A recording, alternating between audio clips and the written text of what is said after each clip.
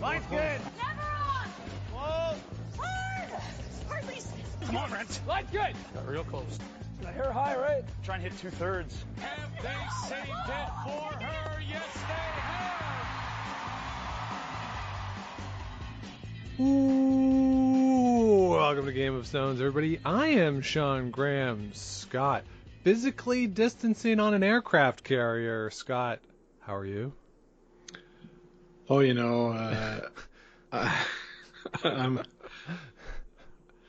I've been better. I've been worse. Okay. We're here. We're here. I should say you're It's not actually on an aircraft carrier. That is your refrigerator that people might be hearing? Yeah. Okay. And I don't think it's that loud, but... Maybe I just have very sensitive ears here on a Wednesday afternoon.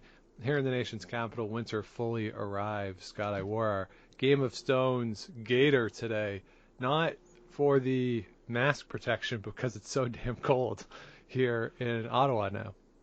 Yeah, it is really cold, Sean, but what were you doing outside of your house? There's a stay-at-home order, bud.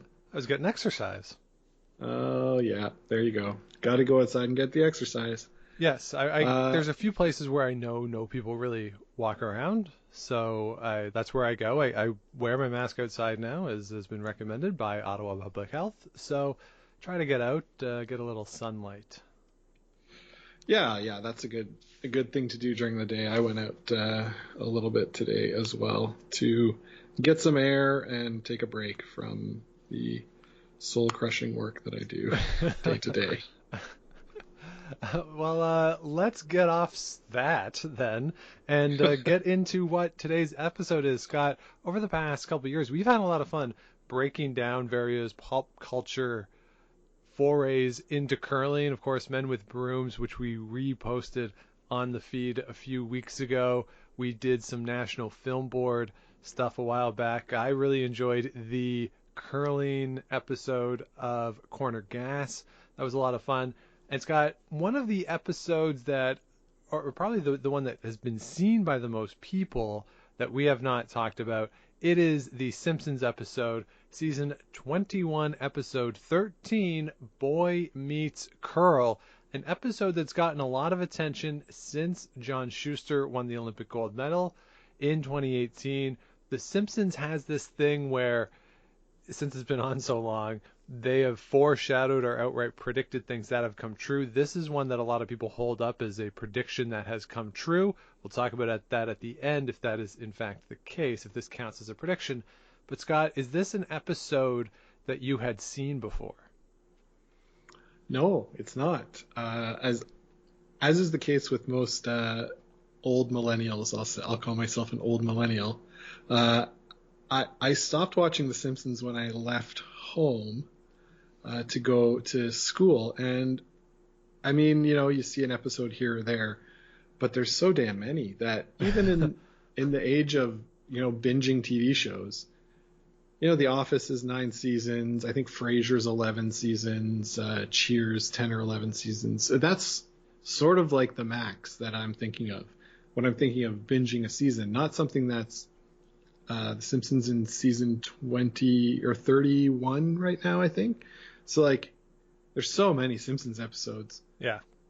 That it's almost impossible for me to believe that anybody has watched all of them. I'm sure there are some people, but no, this is one I hadn't seen. The first broadcast date for this episode, Sean, February 14th of 2010. So coinciding with those Winter Olympics in Vancouver that are depicted in the episode. Yeah, so it's a nice tie-in to the current events going on. Of course, we know that every 4 years in the United States, curling Twitter, or curling Twitter in the U.S., or it's not even curling Twitter, just U.S. Twitter is abuzz with curling as people turn it on for the first time since since 4 years earlier and watch it. So The Simpsons really feeding into that a little bit. And we do know that a lot of writers on The Simpsons have been Canadian. So, there's some connections there. I have some criticisms for those people in particular. I'm going to be a little more forgiving of the American writers on The Simpsons. I'm going to be very critical of some of the Canadian writers of this episode. But overall, it's fun, and Canada has come up on The Simpsons before. I think the last episode I watched in real time of The Simpsons was when they went to Toronto for the first time, and I think that was the last one. So it's one of those things. Yeah, it's the characters, of course, don't really change that much, but they just sort of roll on. So we'll get into it from 2010, February 2010, episode 20, or excuse me, season 21. Episode 13, Boy Meets Girl. Scott, we open up on the normal opening credits, but interestingly enough, we don't get a couch gag in this episode. It's not the family on the couch. Instead, it's Grandpa at a psychic doing a tarot card reading. He gets the death card, gives it back to the psychic, who drops dead. Yeah, something weird. I'm not sure why no regular couch gag, but that after 21 seasons, I guess you got to try out some new stuff. Yes, and Scott, I watched this through Disney Plus, and when the episode was over, rolled into the next episode, and the couch gag for the next episode is they come into the garage and they all get on the whatever dive or swimmers jump off. The blocks, I guess, into the pool and swim to the couch. So another athletic theme in the next episode. Oh, well, the Olympics were still going on next week. So yeah. So we open up. Marge is in her bedroom with Bart and Elisa getting ready for date night. Nothing super interesting here to me. The only thing I will point out, Scott, you might not have noticed this, but pay attention if you ever go back and watch this to the detail in the mirror that they have perfectly reflected the lamp and the shades from the window that are above the window in the mirror. That is a 100% perfectly done shot. So great attention to detail, which made me more mad later in the show that they got this so right. But overall, we open up on Marge getting ready for date night. Anything stand out for you here, Scott? Like a few. It seemed weird to me that she was getting the pre-date treatment from her children. Having Lisa spray her with the perfume and Bart tell her that she doesn't look fat in that dress. Usually things that would be done by the person you're going on a date with, right? Perhaps. But, as we'll see in the next scene, Homer is busy getting ready for the date at his workplace. Yes, so Homer is getting ready at the plant.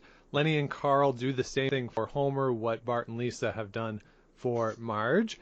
Lenny has I think, the line of the show right here. He says that date night is the embalming fluid that keeps the mummy of a marriage fresh after the heart and brains have been pulled out through the nose. Yeah, good line. But I think it's topped by Carl saying, boy, I shouldn't have gotten you that book on Egyptology. Yeah, so a very good back and forth between Lenny and Carl here. Great contributions off the bench for them in this episode. That's really all they do. But really well done there. Then Mr. Burns comes in, says that they have found a leak in the giant pipe room of the power plant, and they're going to have to stay late to find the leak. Homer says, but it's date night. And Mr. Burns says, yes, I know. I'm going on a date with Princess Wilhelmina of Prussia. Yeah, Wilhelmina. Wilhelmina? Yeah. Of Prussia. So, Scott, I looked this up. So the Kingdom of Prussia went from 1701 to 1918, the end of the First World War, not surprising. The Prussian kingdom unifies the German population in 1871. This is one of these things about European countries when we say, well, Germany or France, like it doesn't actually become defined as the nation state as currently understood in the 21st century until much later than you would expect.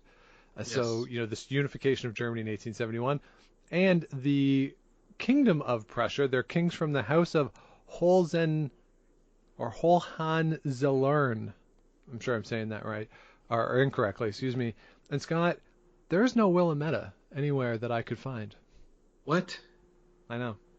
That's crazy. It's almost as if The Simpsons is making things up. But that seems like a detail that they would try to get right. Well, Like an actual princess from the Prussian kingdom. Well, I would say the most famous Prussian monarch would be Kaiser Wilhelm. So spinning off of that is how you get to Wilhelmina. Right. So, Scott, if we were to push this forward so the kingdom of Prussia ends in 1918. So this woman has to be at least then, well, she had to have been born at the very least in 1917. So she's actually not that old in 2010. So she's, what, 92? Yeah, but we never know how old Mr. Burns is, so he still might be robbing the cradle, so to speak. Potentially. She does not seem to be with it. She's brought in by Smithers. So they go off, presumably, Mr. Burns and his princess. We go back to the house. Marge is watching The Real Housewives of Shelbyville, and she is sad because they have not been able to go on their date. Scott, have you ever watched any of the Real Housewives shows? You know, I've seen a few clips here and there. I remember somebody flipped a table in one of them. That was a big deal. I think you're going to have to be more specific. On like, what was on the table? Was it food? Was it just wine? I can't imagine in the whole canon of Real Housewives only one table's been flipped. One person flipped a table? Yeah, maybe not. But also, I've seen some Celebrity Apprentice on which some of the Real Housewives have appeared. So that's my entire interaction. As somebody named Nene. Yeah, that's about all I got when it comes to Real Housewives. You've watched it? No, never seen an episode. No. Well, so this could be a situation where they're trying to parody the Real Housewives, or it's something that actually happened. I would believe either. Yes. So Homer comes home. They are sad, but Homer says, "Hey, we can still have a romantic night. Let's go to the movies because a movie's romantic." And Marge says, "Really? It's romantic?" And Homer has a very strange line, I think. He says, "It'll make a walk on the beach seem like a punch in the face." Yeah, I don't really understand it. I guess it means that a walk on the beach is supposed to be romantic, but this will be so much more romantic that the walk on the beach will not be pleasant. Right. Very, very strange. So they go to the movies. They're sitting in the movies. It is noisy in the movie.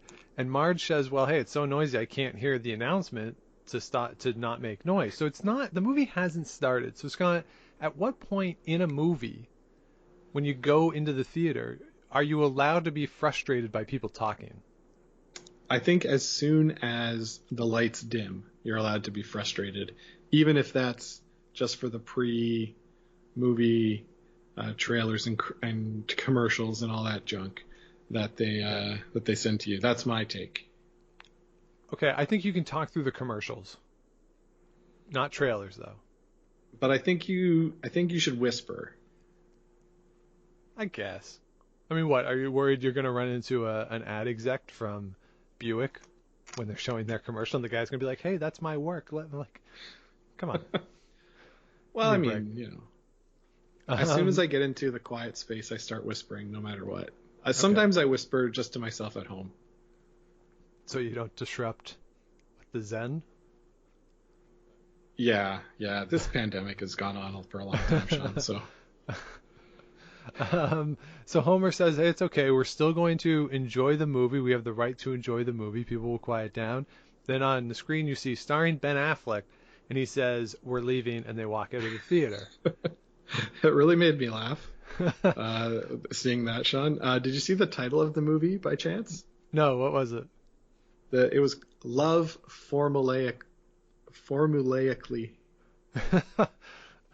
Starring Ben Affleck. Yeah.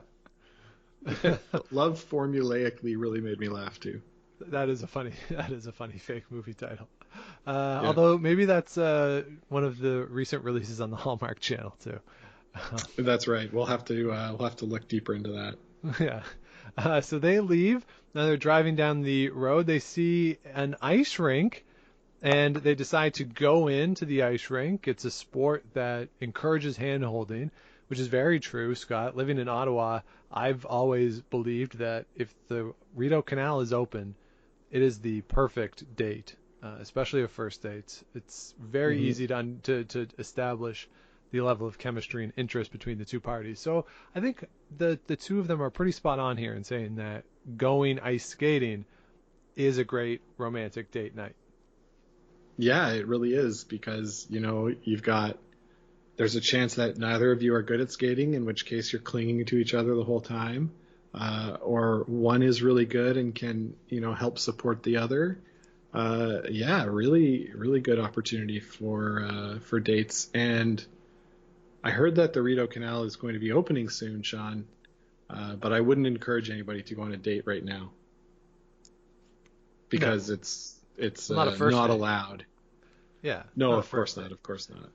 But Yeah, with someone in your bubble, go nuts. Yeah, and they were flooding the canal today, so maybe soon. So they Cool. go in, and they're told that skating is not happening because curling is going on. It's curling night at the Springfield ice rink.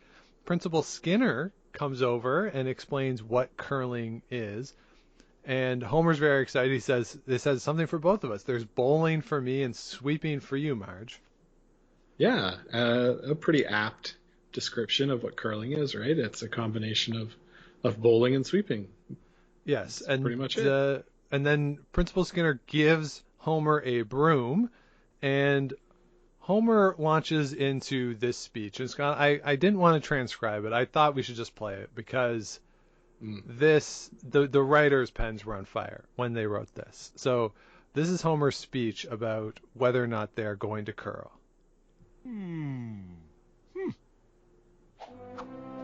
Let us curl, my lady. Let us throw and sweep between until the heavens themselves drop their jaws in wonder and envy. And afterwards there'll be beer and cocoa with marshmallows floating in the foam. And if, from now till the end of time, someone should ask what we were doing on the eve of the 17th of November, we shall proclaim that we were curling. This is what you're like when you don't drink. Okay, so Scott, before we break down that speech, I want to play another speech, and then we'll decide which is better, okay? Okay. No, it's not just a rock. No. It's 42 pounds of polished granite, the beveled underbelly, and a handle a human being can hold. And it may have no practical purpose in and of itself, but it is a repository of human possibility, and if it's handled just right, it will exact a kind of poetry. For 10 years, I've drilled for oil in 93 countries, 5 different continents, and not once have I done anything to equal the grace of a well-thrown rock sliding down a sheet.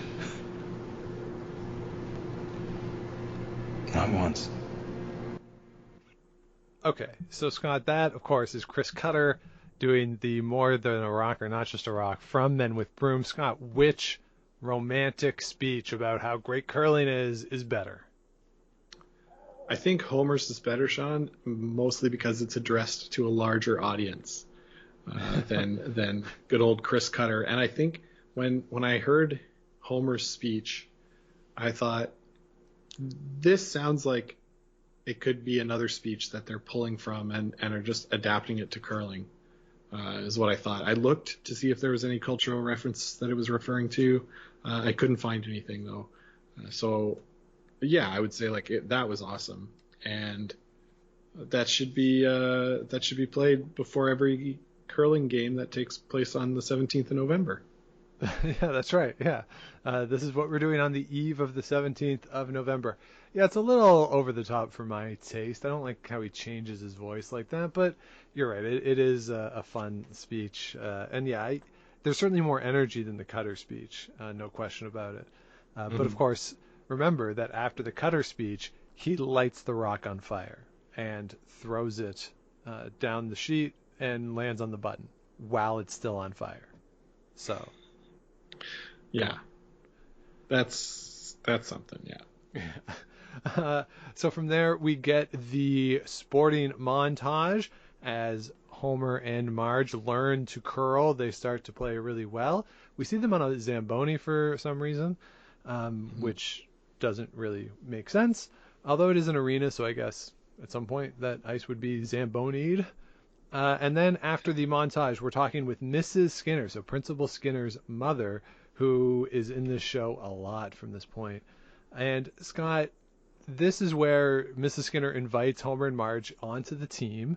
The Wiggums get kicked off. But Scott, the amazing thing in this scene, again, this is one of these little things that just stood out to me. Actually, I didn't notice it until the second time I watched the episode. Marge is tapping a stone off of her broom the way, remember that old Tiger Woods commercial where he has a pitching wedge and a ball and he sort of just taps it like that? Marge is doing this with a curling stone and a broom with one hand. Incredible. Yes. The laws of physics when it comes to this. I believe also a little bit later on, Homer is holding his curling stone and polishing it. Yes, he is. So, they're playing with little rocks, maybe. Yeah, or the writers just don't know how heavy a curling stone is, or they just put that in there for people like us who would appreciate the absurdity. It is pretty funny, and that's kind of hard to do with a golf ball, right? I like doing that, but yeah, I can get like 3 or 4 like when I'm really doing well with it, when you're waiting on the tee sort of thing. Yeah, for sure. Yeah, so we head home and Marge and Homer are explaining the sport to the kids. Marge calls this the most real thing she's ever done. Now, Scott, if your mother said to you that 4 weeks of curling is the most real thing she's ever done, how would you feel about that? Probably a little, neglected maybe, like come on. Such a weird line, right? Like, here are my 3 kids who I'm raising. This thing that I just started is more real than the 3 of you. Yeah, that's very strange. Yeah. So, Mom, don't do that to Scott. Don't tell Scott that curling's the most real thing you've ever done. Principal Skinner arrives. He has a funny line. Bart answers the door, and Bart says, "Hey, like, no home visits." And Principal Skinner says, "Bart, you will notice by my cargo pants that I am not here on school business." I very much enjoyed that line. It reminded me of another line that I think of a lot from Principal Skinner from one of the older episodes, where he says that a car is only good for taking you from point A to point B, and then on weekends onwards to point C. That line always makes me laugh too. So Sean, he says he's not here on school business, but he's here on cool business. Yes, that's curling, right. That is. Yes, and then we have some more curling puns from Homer and Marge, like "Welcome to our house." I think Marge said, "Oh, he just slid into our house." Yes. Very good. Yeah, and he informs Homer and Marge that mixed curling is going to be a demonstration sport at the 2010 Olympics in Vancouver, and that Scott, they have qualified for the Olympic trials. Yeah, pretty great that playing in your local rink a few times on Friday nights or whatever night can land you an invite to the trials, but good on them for deciding to go.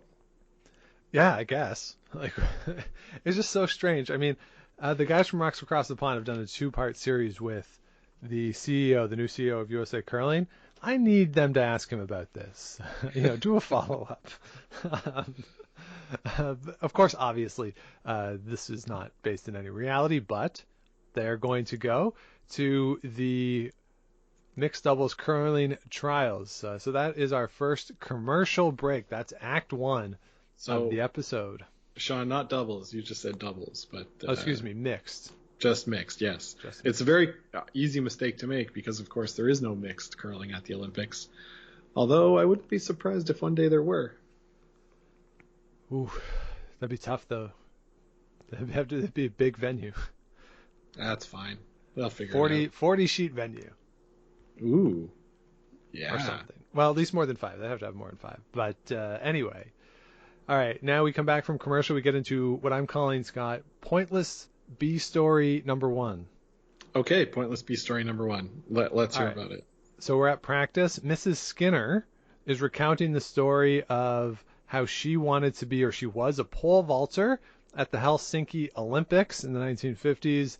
And on her pole vaulting, as she was going over the bar, she was pregnant with Principal Skinner, who kicked in the womb while she was pole vaulting, and that's what knocked over the bar, prevented her from winning, and she has held resentment towards Principal Skinner all this time. Now, Scott, this brings up a couple of key questions for me. One, who would allow the 9-month pregnant woman to pole is A. And 2, how old is Principal Skinner? And I know that age doesn't actually mean something or anything in The Simpsons because Bart and Lisa have been their ages for 30 years. But in the canon of the show, if Principal Skinner is born during the Korean War, because it's presented that Mrs. Skinner has an affair with someone, a soldier who is going to Korea, that means that Principal Skinner at this point is almost 60 years old. Yeah. Yeah, that's fine. Is it though? Yeah, he looks pretty old. I don't know. All right. So I thought that was strange. I thought in the canon of the show he was in like his 40s. Oh. I don't know. I guess I never thought about it. But Sean, I wouldn't go around saying, "Hey, we're gonna ban women from competing in the Olympics when they're pregnant." Listen, like women can do can do anything they want, and if they want to pole vault while pregnant, there you go.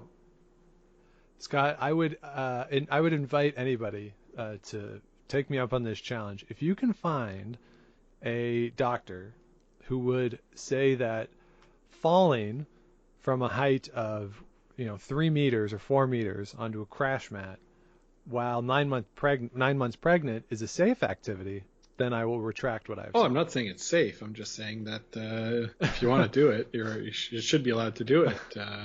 Absolutely. What I have more of a problem with, Sean, is she's obviously not adopting the classic Fosbury flop form that we see in high jumping and we now see in pole vaulting, where you sort of jump and arch your back, right? Because she's going belly first kind of over this, which allows the kick to make contact with the bar and have it fall.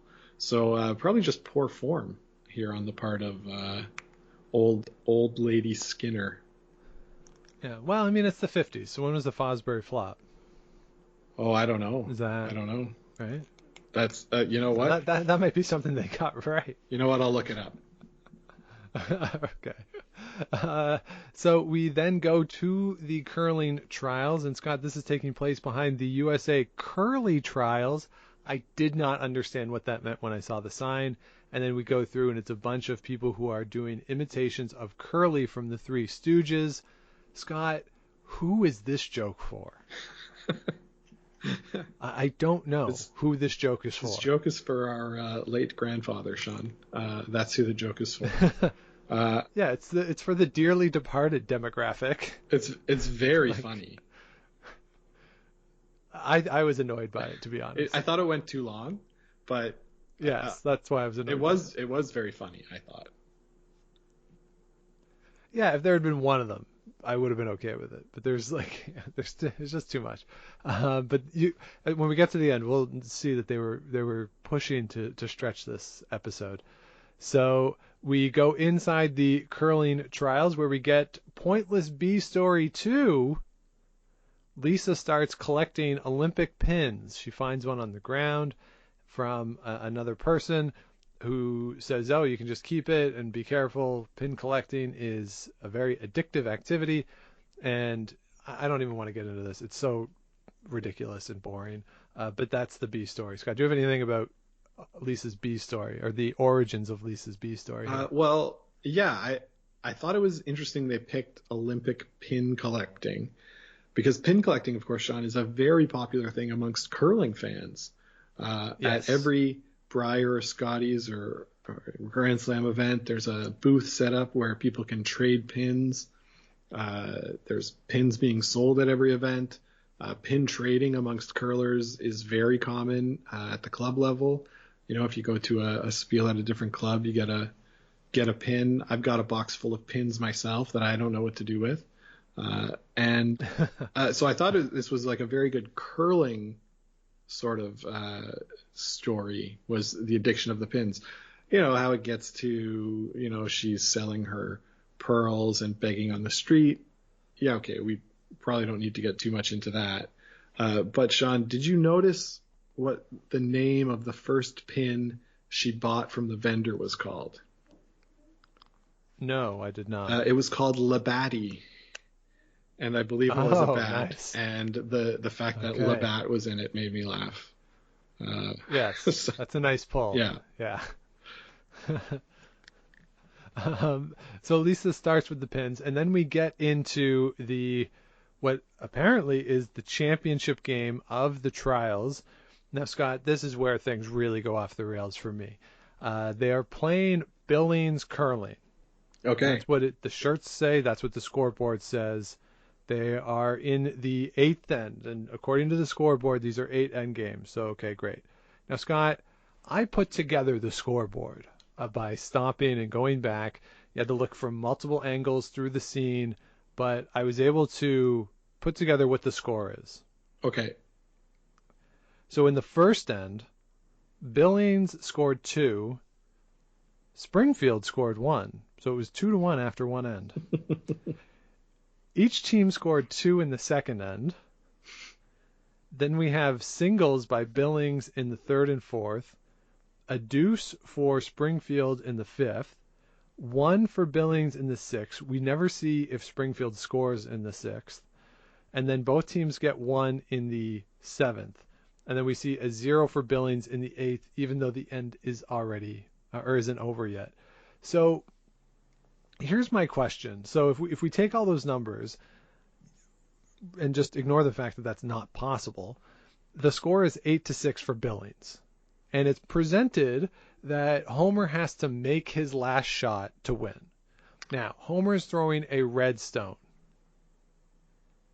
And as they show the house from an overhead shot, red is sitting 6.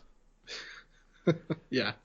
So worst case scenario, they're down by 2, sitting 6, throwing the last shot. He doesn't actually have to make this shot. But then miraculously, as he's throwing, as he's sliding out of the hack, red is only sitting 4. Yeah. And then... Yeah. Okay, yeah, go ahead. No, I noticed that they were sitting 4, and I thought he's throwing red, yeah? Yes. Okay. So I wrote down they have to score 5? So, but then after he throws it, you see Marge sweeping, and then by the time the rock gets to the house, they were only sitting 2. So the draw is to score 3. So what I want to know is how Billings can be so good and so adept at removing the other team's stones without anybody noticing. How do they ever lose, or how do the opponents ever score? They were able to remove 4 stones in the course of 10 seconds. That is impressive. Yeah, I know there's a little Harry Potter reference later in this episode. Maybe they're practicing the dark arts. Yeah. And then, Scott, something remarkable happens at the end of this, too, with the scoreboard. All of a sudden, they weren't playing Billings anymore. They were playing Duluth. Well, I mean, those are pretty much the same cities, right? Come at me. So so the scoreboard makes absolutely no sense. It's totally bonkers, and it's amazing. So it goes from Billings to Duluth. The scoring. This is why whoever is a Canadian on staff, that's an easy thing. Like, just don't say, like, it's not baseball. You can't both score in the same end. Yeah, it makes no sense. That's probably what they were thinking, right? Baseball style scoring. Yeah. So it's a complete unforced error by the show here. And then, Scott, so on the shot, it said that Homer has thrown it too hard.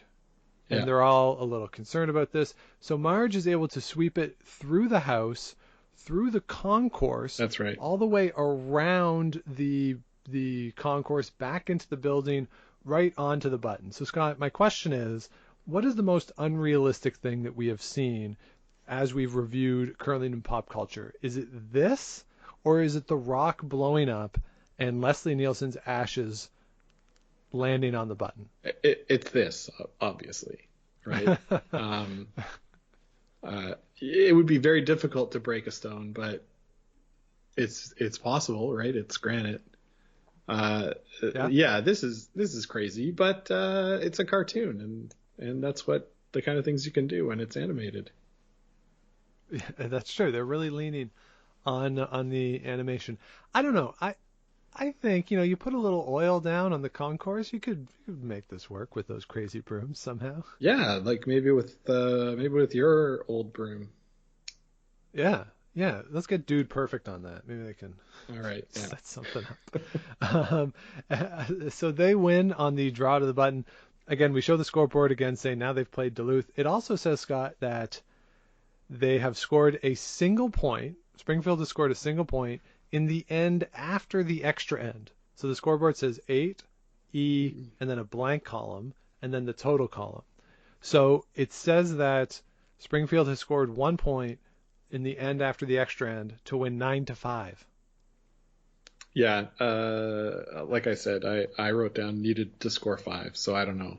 I tried to look at the scoreboard there, but I couldn't figure it out myself.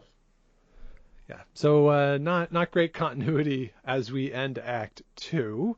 So we come back from commercial. We are now in Vancouver.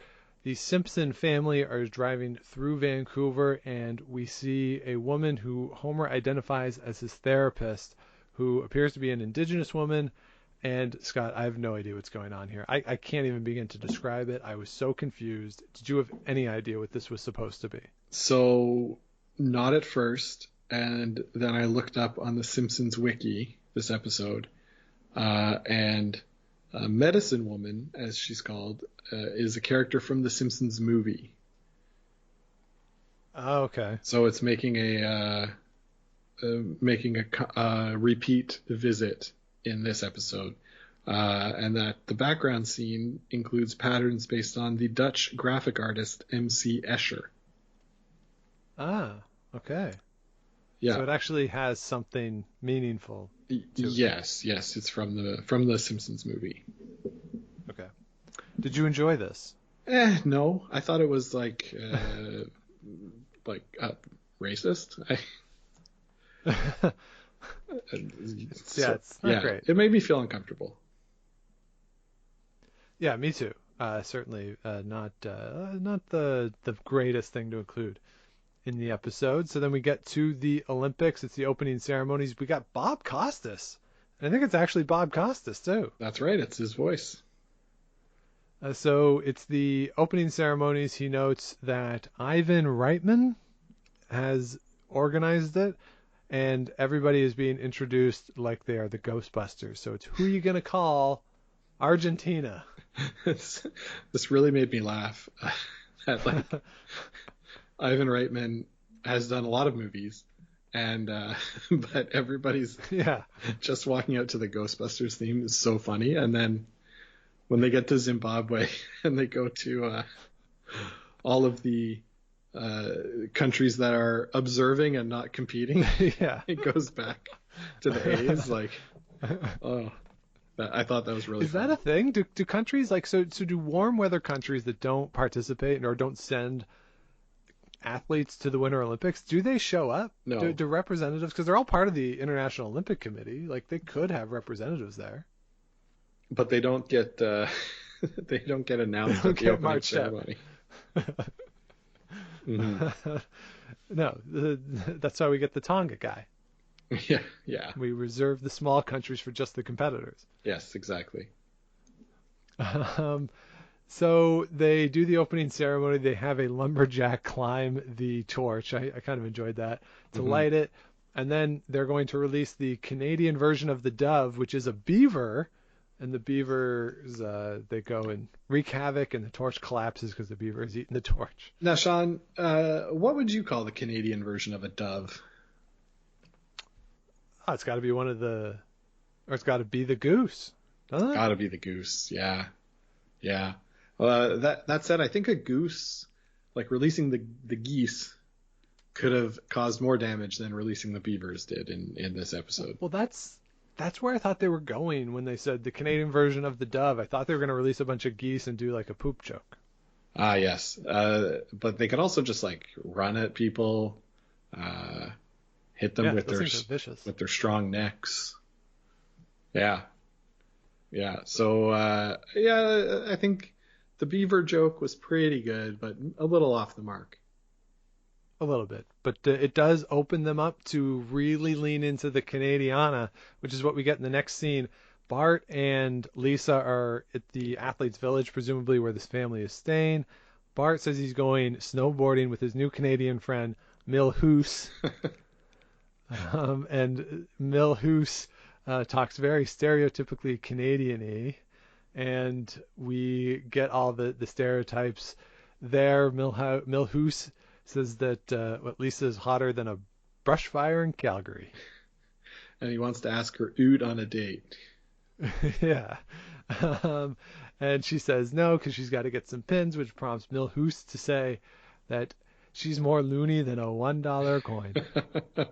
And when haven't we uttered that description, Sean? That's standard Canadian fare. Then the Canadian bully comes in, and we see him punch Milhouse, and he goes, instead of ha ha, he goes hoo hoo. Yeah, that was pretty funny. I guess you got to get in these sort of things in an episode that takes place in part in Canada. Yeah, absolutely. It's kind of funny to think that every Simpsons character has their own sort of equal character in the Canadian universe of The Simpsons. That's right. Yeah, it's a parallel universe. Yeah, that's happening in Canada. And everybody pronounces things just a little bit different. Yes. And then we cut to Homer is at the buffet. He's very excited to be at the buffet, while Marge and the Skinners are talking. Mrs. Skinner, as the coach, says that she wants Homer off the team because he's not very good. Now, Scott, a couple questions here. Yes, Sean. Why is this happening now when they're at the Olympics? If he wasn't good, why did they go to the trials together? How did they win the trials together with him throwing the last rock if he's no good? And also, this is supposed to be a 4-person team, a mixed team, but she is identified as the coach. So who is actually the 4th player on the team? Well, Sean, she's the 4th player, and the only reason she calls herself coach is because she has a hat that says coach. Yeah, she does have a hat. Marge says, what makes you the coach? And she says, this hat makes me the coach. You can't argue with that. It's true. Yeah. I did. But now, also have the question. Day before the event starts? Like, come on. Yeah. And right. Where is USA Curling in this? Where is the high performance director to get in on this? You're at the Olympic Games, for goodness sake. This should not be left to the players in this haphazard manner. Bad job by USA Curling. Well, Sean, in the way that the Simpsons universe predicts the future, do you think that at the 2018 Olympics, John Schuster's team was plotting to kick him off the team after their terrible start, and they said, boy, we really can't do it with this guy anymore. Like, we're embarrassing our country again. And John Schuster overheard them saying it, and it inspired him to go on the unprecedented week of amazing curling and come out with that gold medal. What do you think of that theory? Ooh, that's interesting. I don't know if I buy into that theory, because 1, I don't know if John Landsteiner has ever said anything, and 2, I don't think Matt Hamilton said anything in Korea that wasn't into a microphone. So it's unlikely. I don't know when they would have had opportunity to have that conversation. But what I do think is that from everything I've heard, is that John Schuster was more thinking about kicking himself off the team. Yeah. So maybe it was his Right? inner So monologue that was acting that way. Yeah, there was that doubt in the fourth thrower Mm-hmm. on the team. So I mean, that is true to life for sure. Wow. Yeah, pretty prescient, this show. Yes. So Homer overhears this, sits in a bobsleigh, which magically takes him right back to the Olympic Village in one of those sort of fun cartoon things that happens. Then we get back to Lisa's B story. She trades her pearls, as you mentioned earlier, Scott, for a pin from the 1924 Olympics. She's very sad about this, but I don't know why she's sad about the pearls. Because if she's that sad about the pearls, like, she doesn't have to give them to the guy. Sean, you don't understand addiction. No, I clearly don't. She has to have that pin. And it makes her sad. But shouldn't the pin bring her some short-term joy? Oh, yeah. Like, she cries right away. Well, you know. She doesn't seem to get any enjoyment out of the pin.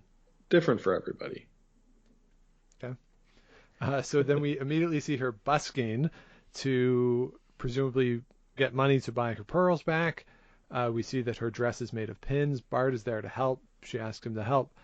And there we go. That's good enough for me on the B story. Well, Sean. Let's get back. Well, you have more on the B story. before we move on, I want to talk about this. Yes, I have a personal tale to tell of busking at the 2010 Olympics. Okay. So I'm excited now. So a friend of mine named Trevor is a guy who loves to play the saxophone. Loves his saxophone. Loves jazz music. Always talking about being jazzy. So at the 2010 Olympics in Vancouver, he took his saxophone and went around Vancouver to busking areas and played national anthems of different countries on request from the people who were walking around. And that's a thing that he did. That's smart. Yeah. He probably did pretty good.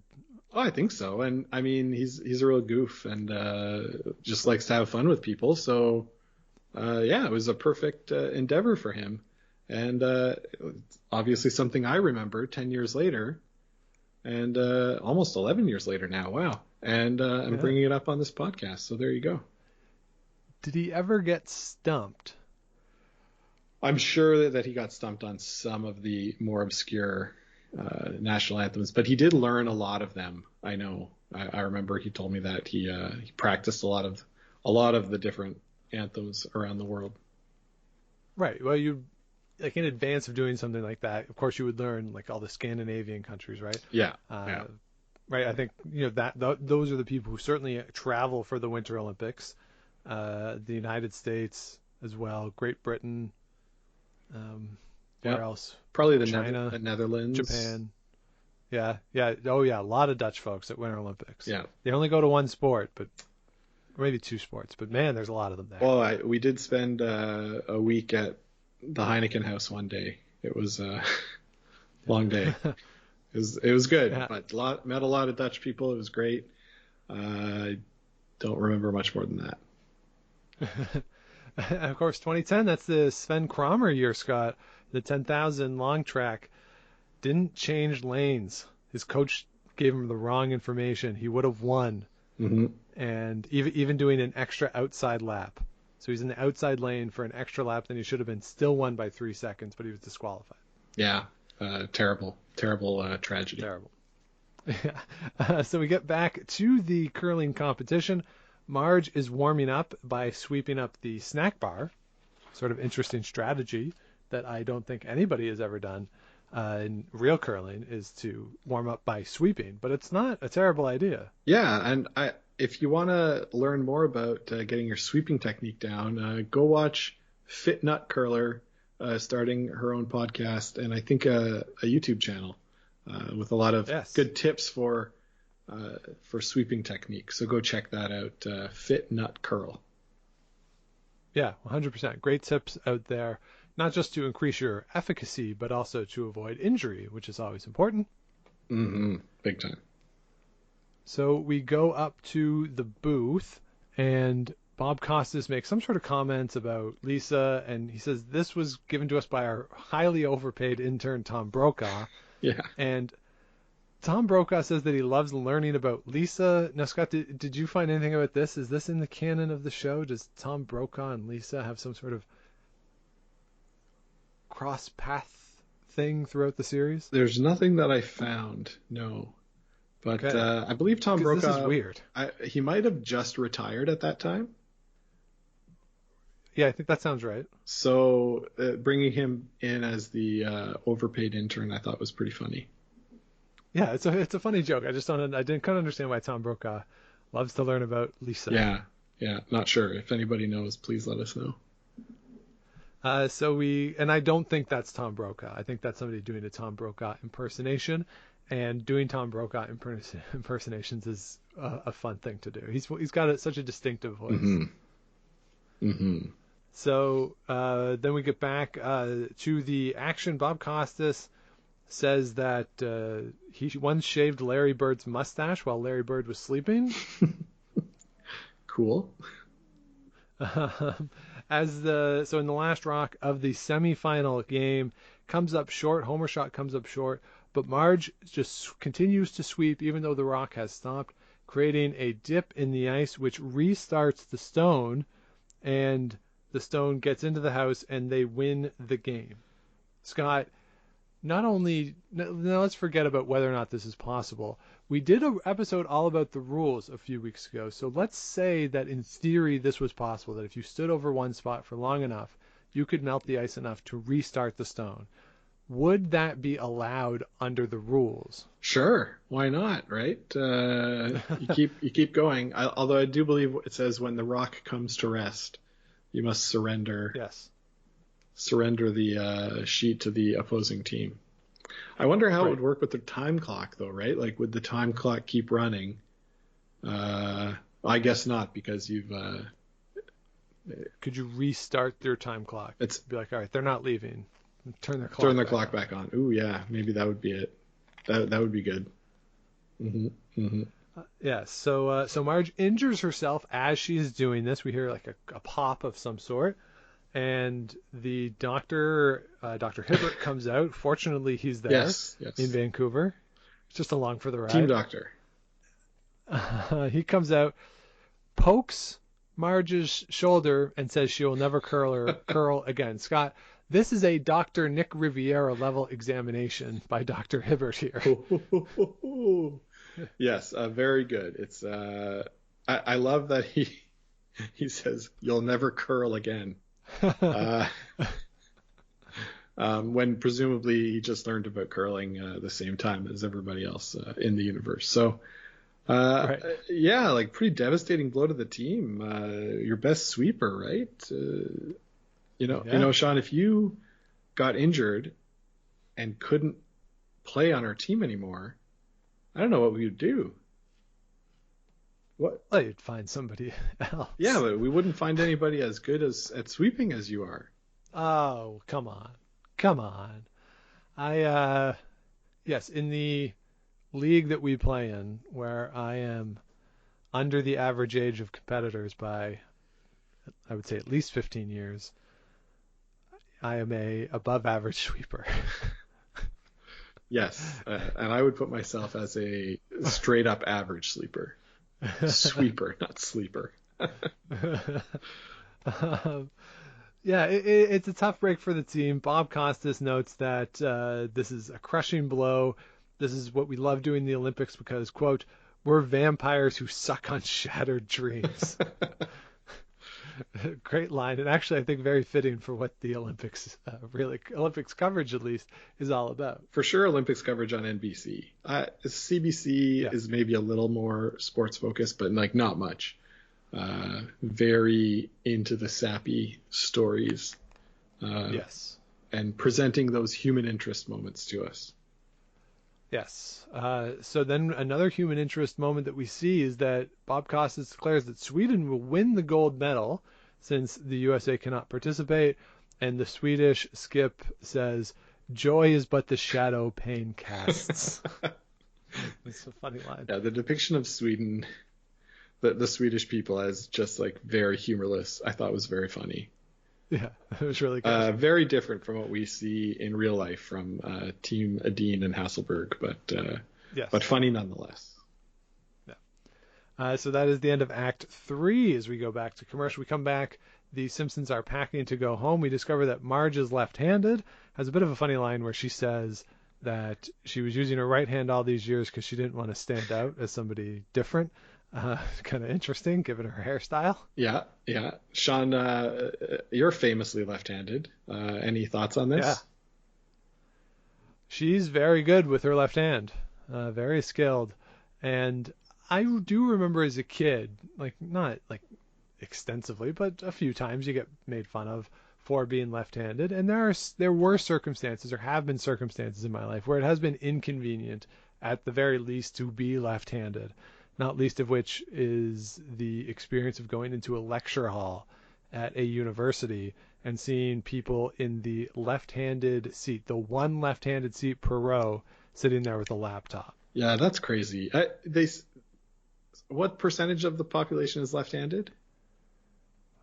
Isn't it like 1 in 5? Like 20%? Yeah, and they've got one seat per row is for left-handed students. That's insane. Yeah. And this was too back in, the mid-aughts when I was an undergrad. So not a lot of people had laptops at that point, at least going to class with laptops. So those seats were really important. Yeah. And it was partly when you saw somebody there, it was really frustrating. The other part was if you get there, you sit on the end, and then everybody who comes in after you have to get up and allow them in. And you kind of feel like a jerk for sitting on the end when you were there early enough that you could just sit in the middle. But I need that seat. Yeah. Anybody that wants to donate to your GoFundMe should go to your Twitter and look it up. Yes, please do go to the Twitter and get on the cause of more access for left-handed folks. I actually had some issue at work too, where there was discussion of they wanted me to move my desk to a different desk, but the desk I had was set up for a left-handed person, and the desk they wanted me to move to wasn't, so I refused to, and I think there was some tension there. Wow. Well, that's something that your union could represent you in that fight. Yeah, I got to grieve that. Yeah. So Marge is left-handed. Then we go to what appears to be Stanley Park, where Bart and Lisa are there. Bart's trying to get Lisa off of her addiction to pins. A bit of a funny line where Lisa says, "Is this tough love?" And Bart says, "No, it's more like a soft hate." Which was pretty good. Yeah, that's good. Lisa gets rid of all of the pins, and everything's fine there, but she needs her pearls back. So Bart creates a new pin using Homer's face. He takes the bottom of Homer's face, flips it upside down, and creates a pin that he says to the pin collector guy is the first pin for the 2014 Olympics in Russia. That is Fatov, and it is representing the Russian spirit of sloth and alcoholism. Yeah, for a guy who likes to swindle little kids out of their precious family heirlooms for pins, boy, this guy sure got taken pretty easily for a ride, Yeah. Really. And then he had a little dream sequence, Sean, where he was, frolicking with Fatov all through a Russian winter wonderland. What did you think of that? Awful. Yeah, that was my least favorite part of the episode. Yeah, just absolutely terrible. Like this guy is not established as somebody who actually likes the pins. He's established as somebody who wants to get stuff for having the pins. Yeah, exactly. It seems, and he was using Lisa's pearls as what, like a key fob? Yeah. So I'm not sure why he was so reluctant to give them up for this, for nothing less than this exquisite fake pin. Right, and like, is he thinking he's going to get something better than pearls for this pin? Because he's established that he doesn't want them, because that 1924 pin that he gives to Lisa, he uses to get the pearls. So he's using these pins for financial gain, not to build a collection of pins, because if that was the case, he wouldn't have given away the 1924 pin. Exactly. So being taken by this pin makes no sense. No, it's very strange. Very strange. Especially as the first of a 2014 batch, because presumably there's going to be more of those than there would be of the older ones. So if he was trying to get pins, like the newer ones are less valuable. You couldn't have said it better, Sean. All right, so we are done with that. Mercifully, we're done with that. She gets her pearls back. Everything's fine. So we go back to the arena for the gold medal match. Now, this is important, Scott. Bob Costas opens this by saying, "We will return to the sudden death overtime of the gold medal hockey game between the Russians and the Americans, but first, for the forfeiture ceremony of the mixed curling event." The demonstration sport mixed curling event. Yes, which is sold out. Somehow sold out. That's right. Yes. And in an arena much bigger than the curling venue where they did it. For the 2010 Vancouver Olympics. Yeah, much bigger than GM Place. I think they were playing at the Pacific Coliseum or something, like at the old arena. Boy, it was huge. Like, just insane how big this arena is. And all these people are here to watch Seymour Skinner sign the forfeiture paper. Okay. So weird. Bob Costas commits to this, which is great. The play-by-play of the forfeiture. And then we see Marge and Homer come in. Marge says, "I'm good to go. I can play with my left hand." And she says, "Let's give this Olympics a miracle." And then Homer says, "But this time on ice." Yeah, that made me laugh. That only works because Bob Costas is there, I think. It's a pretty funny line. It shows a bit how short-sighted a lot of sports fans can be. Yes. Not always remembering the history. For sure.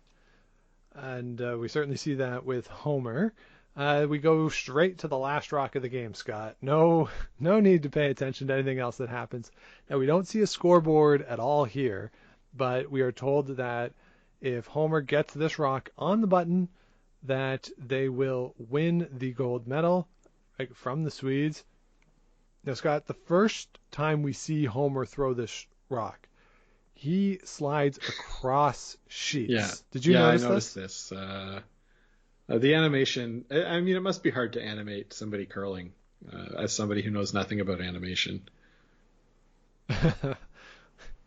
Well, so if you're trying to think about this in your head, when you look at it, it's like if you were at a Breyer or a Scotty's and you were on sheet 2 and you threw to sheet 1.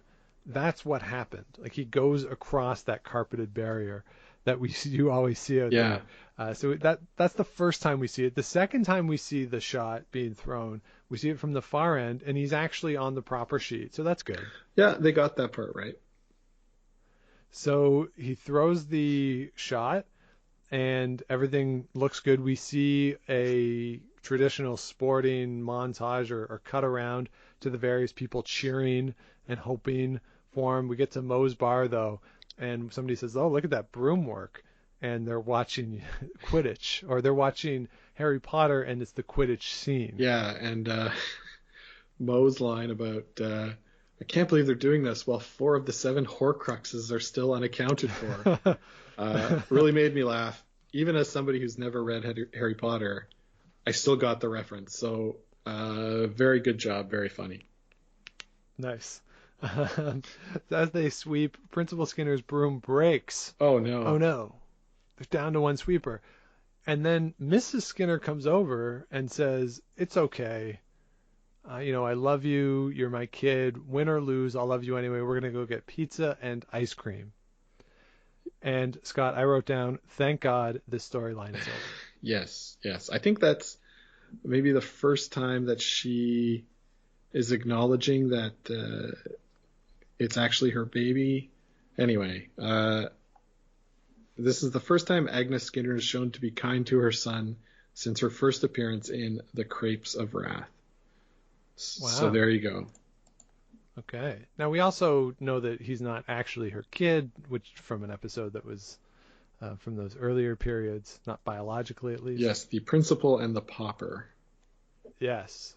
But in the canon of the show, no one's allowed to ever bring that up ever again. No, exactly. Under penalty of catapult, I believe. I think you're right. Yes. Catapult.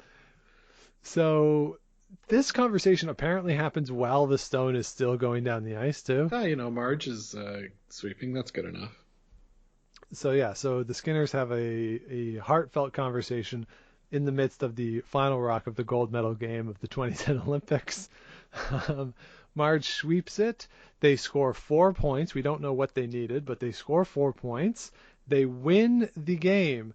And Bob Costas, in great celebration, says that this demonstration gold is the only medal for the USA at this Winter Olympic Games. Scott, he just said that the Americans were in overtime of the gold medal hockey game.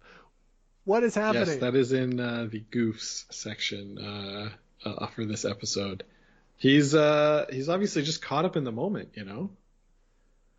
But that game has to be over. It was in overtime before the curling game started. Yep.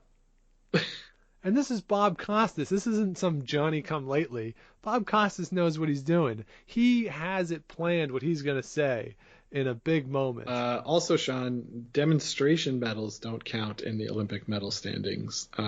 They do not. And also, at the 2010 2010 Winter Olympics, the United States won 36 medals, including 8 golds. So it's a lot of medals. Yeah. Bad job by Bob Costas here. Bad job there. So, but the Americans win. Homer and Marge win the gold medal. We see Homer wave the Swedish flag for like one of these "he's dumb" jokes. Mm-hmm. Eventually gets the American flag. Then we see the medal ceremony.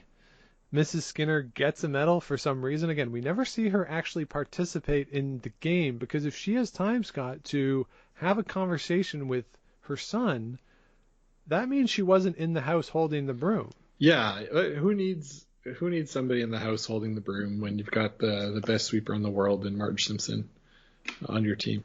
I guess, and this was the era of the illegal brooms. That's true. Yeah. So maybe she had an early prototype. A lot more control. Yeah. We see them get the medals. Mrs. Skinner says, "Tell me how my ice tastes," to the Swedish team, who are upset and crying. And to take us out, we have a segment of Homer and Fatov dancing to Russian music. And Scott, this is where I realized that, oh my God, they did not have enough to get to 22 and a half minutes for an episode. Yeah, which is pretty crazy, right? Yeah. Show us more shots. You don't have to go right to the last shot of the gold medal game. Yeah, but give us more of the Swedes. But Sean, you know the animating those curling scenes is pretty tough. So yeah, it is. And that takes us to the credits, brings us home. So there you have it, Scott. Anything else from the episode that we missed? I can't imagine we've missed anything, given that we've been talking for all over an hour. So no, yeah. I think we've got everything there sorted out. Overall, Sean, I liked this. It was pleasant to watch. There was a few good laughs, and now that Disney Plus has The Simpsons, which I guess they've had for a long time, maybe I'll go back and watch some more. Okay, so you're high on this one. I would say I'm lukewarm. I would say this is like a middle of the road Simpsons episode. Okay, interesting. Because I hate Wow. this. I would rather go back and watch the National Film Board stuff. I'll give me the curlers any day of the week over this episode. I couldn't stand this. Damn. And it reminded me of why I stopped watching the show. It's not like the most fun I had was like pausing and looking at the scoreboard to see how ludicrous the scoreboard was. Yikes. Like the Skinner subplot, like I don't care. Lisa and a addiction to pins, like what? Like it to me that doesn't. I don't care. There's no stakes in that. It would have been more fun to me if Lisa became some sort of like curling analytic person in some regards, or even lean into Bart's Canadian friends some way. Do something with that. The pin thing just didn't work for me at all. And for an episode that is about curling, we don't see a lot about curling or of the curling there. So I don't know. It felt somewhat fragmented to me. If you like curling, there are some jokes in here that you'll enjoy. So I would say for curlers, a mild recommend, but it's not something that I'm probably ever going to seek out again. Well, fair enough. Fair enough. I might go once we're done here, Sean, and watch the monorail episode just because that's amazing. Yeah, see, those early ones when Conan O'Brien and all those people were still on. Yeah, or That's Hank Scorpio and the Hammock District. Oh yeah, the hammock districts. Yeah, like those are the sweet spots. So this one, mild recommend for curlers, but otherwise probably a pass for me. There you have it. So there you go, all of our news and thoughts on the season 21 episode of The Simpsons, Boy Meets Curl. So if you want to go watch it, you can let us know if we are dead wrong, if this is like the greatest curling thing ever. Scott, if you had to rank this amongst the things we watched, where would you put it? I'd put it above the National Film Board, but below everything else. Okay. I would put it below the Curlers. I enjoyed the Curlers one, but I did not enjoy Gone Curlin' as much. So I'd put it above Gone Curlin', below the Curlers, then Corner Gas, then Men with Brooms, I think. Yeah. Okay. Yeah, I can see that. Well, good. I'm glad you can see that. So elsewhere in the world of curling, just a real quick news update. We've had some more teams announce for the bubble. Quebec, Mike Fournier has accepted the women's team. I always forget the name. I'm so sorry. But they have also accepted, Scott. Could you look that up for me? The team from Quebec. And I always hate that I forget that. I forgot that since it's been announced. Out in BC, Jim Cotter, Corinne Brown were announced. Alberta, it's going to be Brendan Botcher, and the defending champions on the women's side, Laura Walker, will be representing Alberta. And I will say, Scott, we had an interesting statement from Team Hardy that came out. They said they were very disappointed in Curling Alberta's decision. They felt that Alberta should get 3 spots, and that could be achieved by Curling Alberta naming them, Team Hardy, as Team Alberta. And then Brendan Botcher and Kevin Cooey would get wild card spots, really throwing fire. I don't know much about Team Hardy, other than they're a tour team that has had some success, but they were coming out hot on that statement. I don't think I agree with them, but I can appreciate the fire through which they released that statement. So kind of interesting development out there in Alberta. Yeah, absolutely. It was an interesting take, to be honest. I didn't know that they were leading the tour, so interesting to hear. The Alberta tour. Yeah. So, and apparently they led the Alberta tour last year as well. But it's one of these things too that you always hear athletes say you want to win, right? You want to win to earn your spot. And I don't know, like that was my thought when I read this. It's like, don't you want to like win the spot? Supposed to have it given to you. Now their position would be, well, we've won the spot, we earned the spot by going and competing out on tour. So just sort of an interesting situation there. Elsewhere in the country, in New Brunswick, an interesting development. Andrea Crawford was offered the Scotties position by New Brunswick Curling and has declined, citing the work commitments and the need to quarantine on both ends. I believe the team has frontline workers there.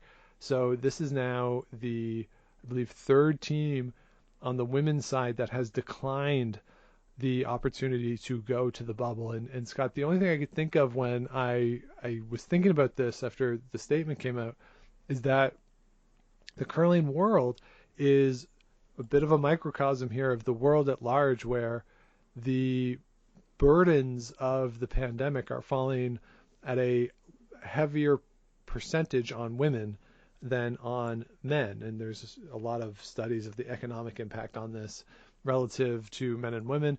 And we're seeing that a little bit in the world of curling based on who has declined invitations. Absolutely. Absolutely. It's unfortunate to see. And it's also sort of the divide between the pros and joes of curling is something that we're seeing too. That the teams that aren't able to go on tour and curl full time are the teams that aren't able to take, the amount of time required to get into the bubble. So that divide there is growing even bigger on a year like this, which is not that good. Yeah. So I think that covers everything that we did not talk, or the developments since last week. Scott, do you have that Team Quebec for me? It's Team St. Georges, Sean. Ah, yes, of course. So they will go into the bubble in Calgary representing Quebec on the women's side. So I think that puts us up to date on everything going on as it relates to the bubble. And again, see what happens as we get closer and closer. We're inside a month now to when the Scotties is scheduled to start. So getting pretty close, Scott. Getting close, getting excited. Yeah, so we'll see how this all plays out. We'll have to see how it plays out. So that'll do it for this week, everybody. Thank you very much for listening. If you have not yet, please do subscribe to the show wherever it is you get your podcast. Do the likes, the ratings, the comments, all that good stuff. You can find us on Twitter and Instagram at Game of Stones Pod. You can also email the show. Let us know what you want to hear. Game of Stones Podcast at gmail.com. And you can find us over at gameofstonespod.com. All of our episodes are there, plus the merch to the t-shirts.